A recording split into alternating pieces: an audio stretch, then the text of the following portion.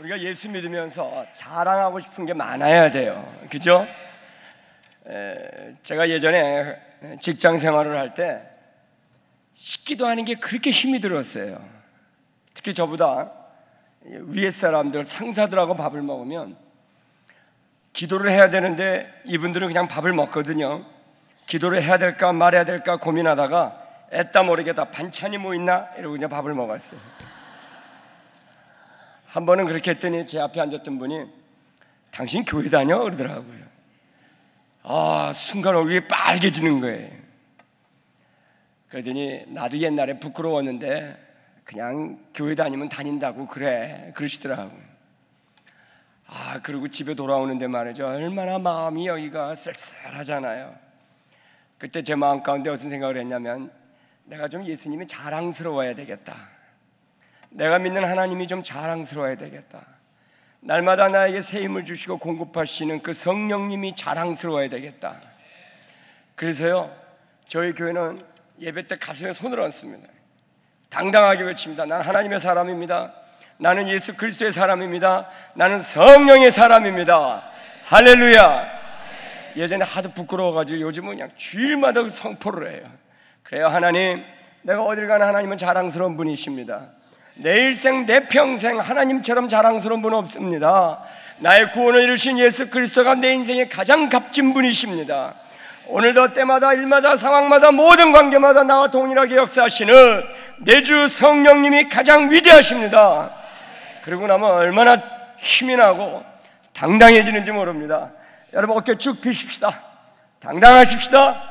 세상이 아무리 힘들고 어렵다 할지라도, 세상이 아무리 강하고 위대하다 할지라도 이 세상의 모든 것을 지으신 내 주 하나님, 모든 땅에 온 땅에 영광의 주 되신 예수 그리스도의 이름이 그 어떤 것보다 존귀함을 믿음으로 선포합니다. 할렐루야. 오늘 우리 EM의 우리 다음 세대 자녀들, 하나님께서 더 큰 은사와 능력들을 부어주실 것을 믿음으로 선포합니다.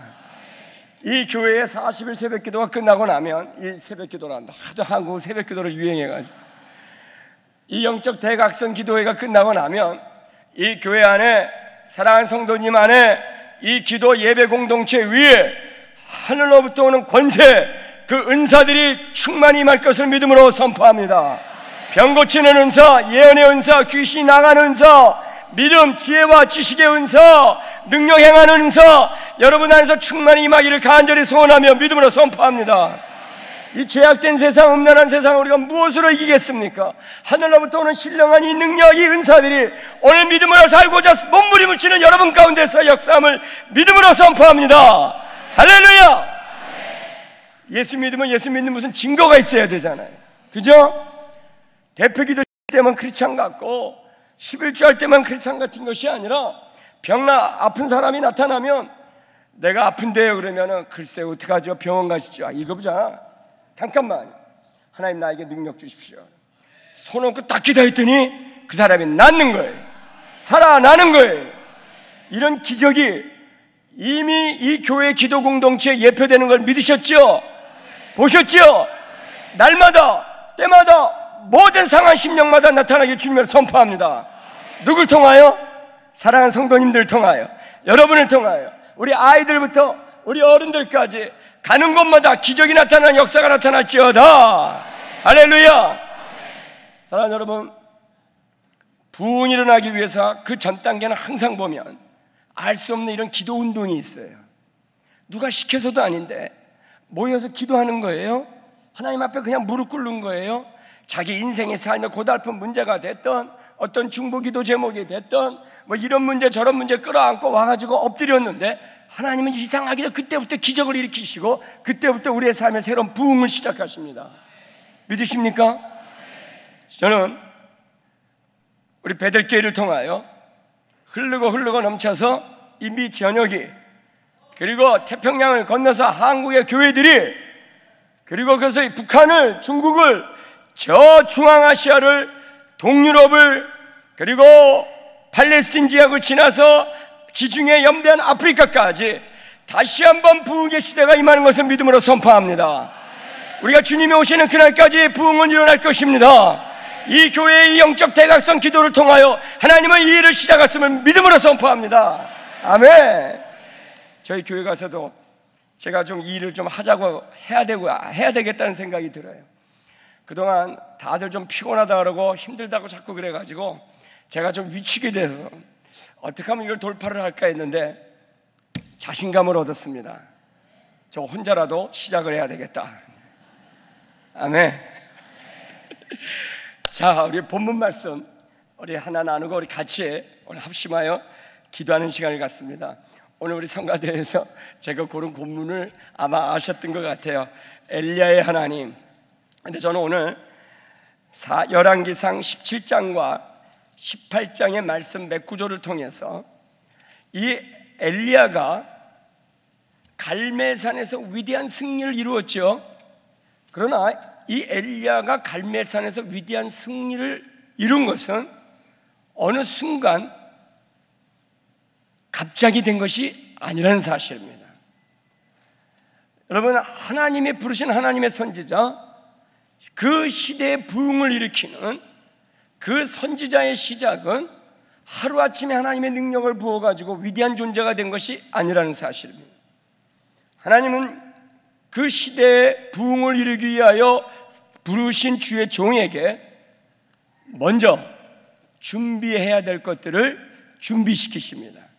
그것이 먼저 열왕기상 17장에 나옵니다. 먼저 1절을 읽겠습니다. 길르앗에 우거하는 자 중에 디셉 사람 엘리야가 아합에게 말하되 내가 섬기는 이스라엘의 하나님 여호와께서 살아계심을 두고 맹세하노니 내 말이 없으면 수년 동안 비도 이슬도 있지 아니하리라 하니라. 시대가 악합니다. 이 아합 왕의 시대가 얼마나 악합니까? 그때 하나님은 이 이스라엘 백성들에게 선지자 엘리야를 통하여 강력한 경고의 말씀을 주십니다. 때가 차면 하나님은 하나님의 사람을 통하여 하나님의 계시의 음성을 주십니다. 그 음성은 무엇이었습니까? 이 땅에 비가 오지 않을 것이다. 이 얘기는 곧 너희들에게 엄청난 고난, 고통이 올 것이다 라는 것을 말했던 것입니다. 이제는 이 시대에 하나님은 하나님의 택하신 사람들을 통하여 하나님의 계시가 선포되기를 원하십니다. 하나님의 갖고 계신 이 땅을 다스리고 통치하시고자 하는 그분의 어떤 계획, 생각을 우리 인간의 입술을 통하여 말씀하기를 원하십니다.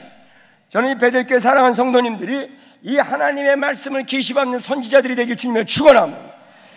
인간의 언어가 아니라 상식과 이성적 판단에서 온 경험의 세계의 말이 아니라 하늘로부터 오는 하늘의 거룩한 음성이 이 땅을 다스리고 통치하시고자 하는 미래를 여시는 하나님의 나라가 선포되는 그 계시가 여러분의 입술 가운데 임하기를 주님의 선포합니다. 계시가 임했어. 누구에게? 엘리야에게.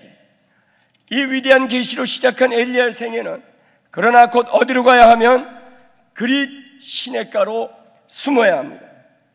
2절에 보면 여호와의 말씀이 엘리야에게 임하여 이르시되 3절 너는 여기서 떠나 동쪽으로 가서 요단 앞 그릿 시냇가에 숨어라 그랬습니다. 위대한 메시지는 선포됐지만 정작 자신은 그릿 시냇가라는 곳으로 인도됩니다. 하나님은 이 선지자에게 세상을 향한 그의 메시지를 주시고 난 다음 곧 숨깁니다. 왜 숨겨야 되는지는 그 다음에 또 우리가 살펴보겠지만 어쨌든 엘리야가 그릿 시냇가로 숨기고 난 다음 하나님은 그에게 까마귀를 통하여 먹을 것을 주시고 그 시내의 물을 마르지 않게 하여 그 시내의 물을 마시고 연명하게 하십니다. 사랑하는 여러분, 하나님의 계시가 임한 선지자고 하나님의 이 시대를 위하여 특별히 구별하여 세우신 선지자라고 한다면 그를 통하여 하나님은 위대한 역사를 계속해서 이어가야 해. 기가 막힌 하나님의 능력들을 나타내 주셔야 돼. 그런데 그렇지 않다라는 이 시대를 향하신 어느 한 시점에서 하나님의 음성은 이제 선포되었지만 정작 그 택함받은 선지자는 그릿 시냇가로 내몰리게 됩니다. 그리고 그곳에서 까마귀가 가져다주고 흐르는 시냇물을 먹고 마시며 연명해야 합니다. 누가 보면 참 비참한 인생, 노숙자 같은 인생. 그러나 여기에 영적인 비밀이 있습니다.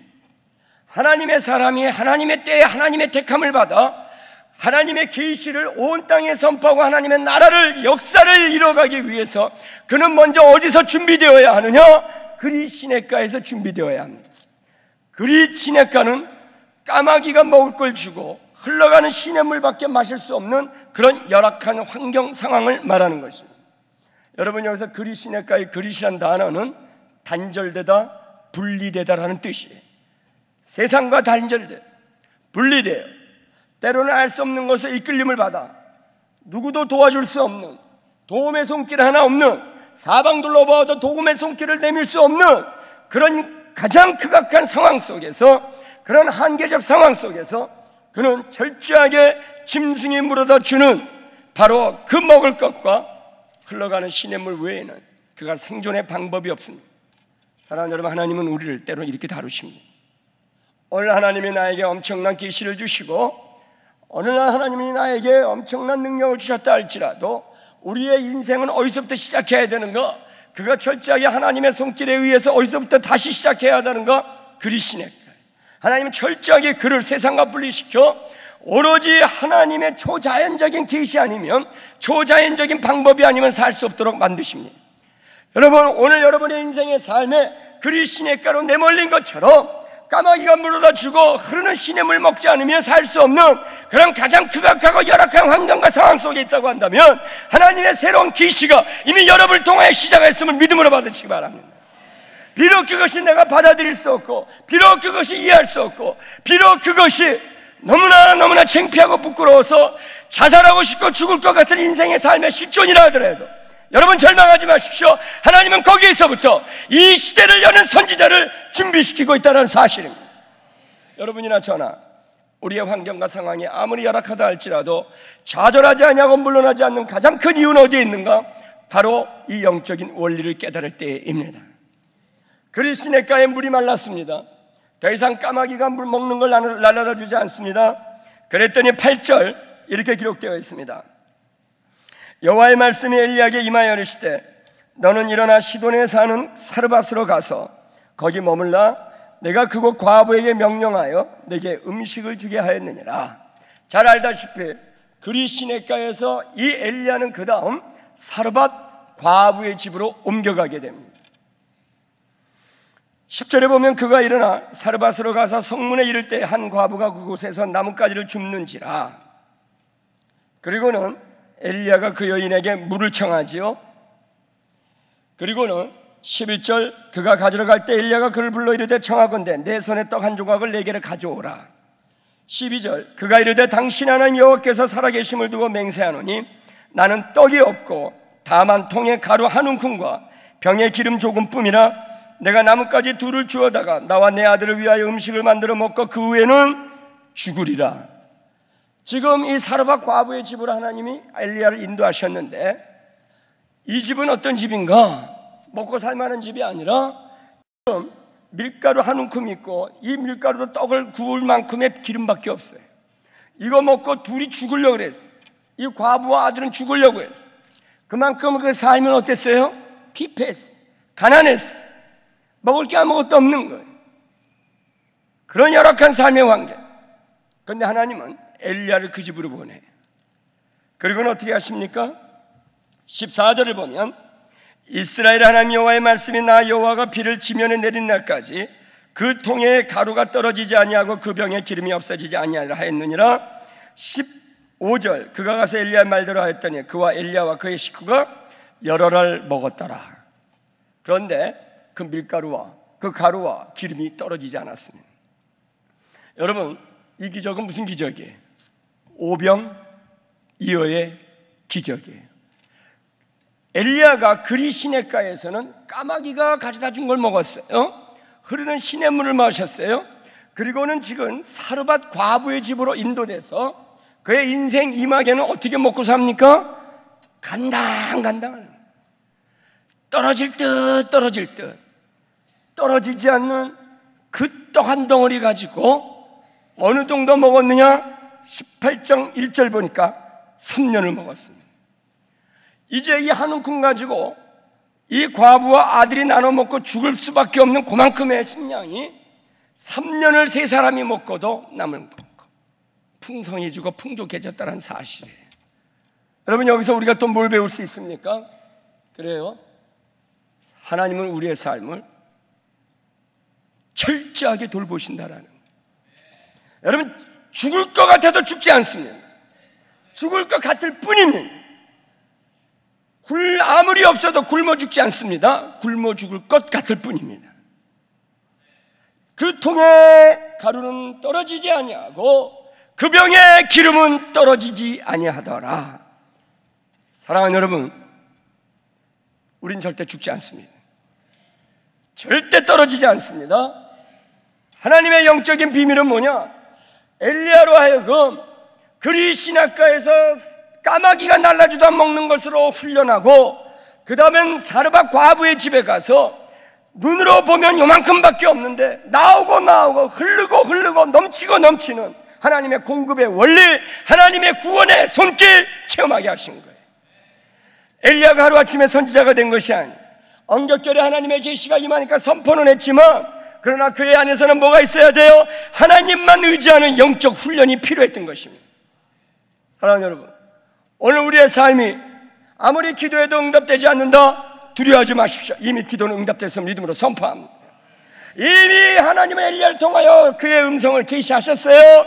단지 이 계시가 이루어지기 위하여 그 세월 동안 우리가 충분히 준비되어야 하는 것뿐입니다. 여러분이나 저나 우리 모두가 다 우리 주어진 하나님의 이 손길 속에서 이 믿음의 성장과 성숙이 일어나기를 주님의 축원합니다. 누구도 예외 없이 이 믿음의 선한 싸움을 싸운 자만이 갈멜산으로 올라갈 수 있는 것입니다. 하나님을 신뢰하는 법을 배운 자만이 이 땅의 우상들을 물리칠 수 있는 것입니다. 우리가 의지를 가지고 우리가 결단한다고, 결심한다고, 우리가 헌신했다고 이 일을 이루는 것 아닙니다. 하나님의 손길을 체험한 자, 하나님의 임재를 경험한 자, 철저히 하나님 손에 붙잡힌 자만이 이 땅을 정복하고 다스릴 수 있는 것입니다. 이것을 가르쳐 주신 거예요. 여러분, 엘리야가 얼마나 부끄러운 인생입니까? 세상에 할 짓이 없어서 과부 등쳐먹고 삽니까?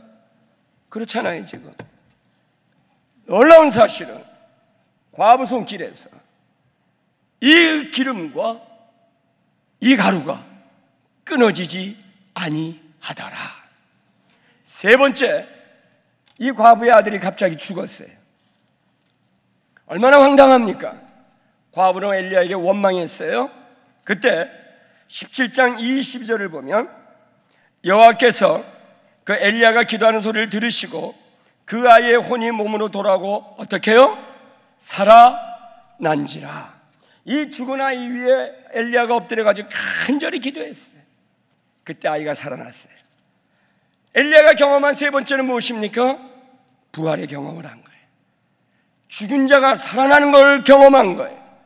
여러분, 기적 중에 기적이 무엇입니까? 죽은 자가 살아난 거예요. 죽음이 생명으로 변한 것입니다. 무릇 호흡 없는 것들이 호흡이 생기는 거예요. 우리의 자녀들이 새까맣게 죽은 줄 알았더니 어느 날 보니까 다시 부활한 거예요. 우리 인생의 삶의 모든 상황과 여건이 다 깡그리 사라지고 물러나고 다 숨이 끊어진 줄 알았던데 어느 날 보니까 다 부활한 거예요. 여러분, 부활은 생명입니다. 이 부활의 생명은 인간이 아무리 노력한다고 해서 인간의 손에서 만들어지고 세워질 수 있는 것이 아닙니다. 부활은 전적인 하나님의 영역입니다. 하나님만이 가지고 계시는 그의 능력입니다. 엘리야에게 이 체험을 한 거예요. 부활의 체험을 한 거예요. 그 이후에 18장을 보면 비로소 엘리야는 갈멜산으로 인도됩니다. 그는 이렇게 이야기합니다. 너희 중에 아세라 목상을 섬기는 아세라 선지자 400, 바알 주상을 섬기는 바알 선지자 450명 다 불러라. 850대 1의 싸움을 벌여요. 여러분 잘 아시죠? 누가 승리했습니까? 엘리야예요.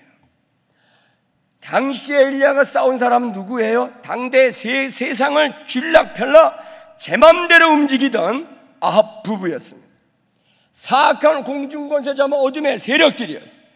음란의 세력들이 오늘 이 땅을 지배하고 있는 그 모든 잘못되고 하나님을 떠나 있는 그런 우상들과의 싸움에서 드디어 엘리야는 승리하고 맙니다. 여러분, 이 승리는 어디서 옵니까? 이 승리는 바로 그리 시냇가에서 사르밧 과부의 집에서 그 아들의 부활한 그 부활의 영을 목격한 이후에 갈멜산에서 승리는 결정됐던 것입니다. 오늘 우리의 인생이 그리 시냇가에 있다고 한다면 갈멜산에서의 승리를 확신하시기 바랍니다. 오늘 우리의 삶이 사르밧 과부의 집에 놓여 있다고 한다면 우리에게 주어진 갈멜산의 승리를 환상으로 보시는 축복이 있기를 주님의 축원합니다. 오늘 우리가 죽을 것 같은 내 삶의 환경과 상황 속에서 눌리고 숨막혀 이제 곧 죽을 것 같다고 한다면 참된 부활의 능력을 이제 곧 하나님이 경험하여 하신다고 해서 믿음으로 받으시기 바랍니다. 오늘 이 밤에 우리가 기도하며 나갈 때 오늘 비록 우리의 삶의 상황과 상황이 그리 시냇가요 사르밧 과부의 집이요 생명을 잃은 죽음과 같은 존재라 할지라도 하나님은 이런 인생의 우리의 경험을 통하여 하나님의 도우시는 손길, 그의 능력이 무엇인지를 체험케 한 다음 어디로 이끌어 가십니까? 이 세상과 정면 승부하도록 만들어 주십니다. 세상 그렇게 만만치 않습니다. 세상 우습지 않습니다. 인생에 여러분 여기에 선배님들 어떻게 살아오셨는지 과거를 돌아보면 이 말 무엇인지 너무나 잘 알고 그래요. 얼마나 많은 고생과 대가와 죽음을 통과하는 어려운 형편과 상황을 겪고 오십니까? 그러나 이제 기억하십시오. 이 마지막 세대에 하나님은 엘리야에게 더 강력한 주의 영을 부어주셔서 그가 말하면 하늘문이 닫히고 그가 선포하면 하늘문이 열립니다. 비가 그치리라 하면 비가 그쳐요. 비가 오리라 하면 비가 와요. 이제 엘리야는 하나님의 능력에 뭐가 되었어요? 대언자가 되었습니다. 이 능력이 축복이 오늘 이 밤에 기도하는 우리의 모든 영혼 심령 이 기도 예배 공동체에 임할지어다.